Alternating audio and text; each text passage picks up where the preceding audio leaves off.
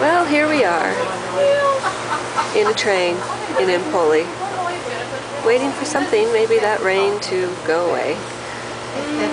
Here's Nalani. This may be the birth of Priscilla. This looks like her kind of weather. We're keeping our eyes out. One never knows. We're also having thunder and lightning. And we have on, there's some sandals down there. I've got my tennis shoes on, but we don't have anything that's appropriate for this kind of weather.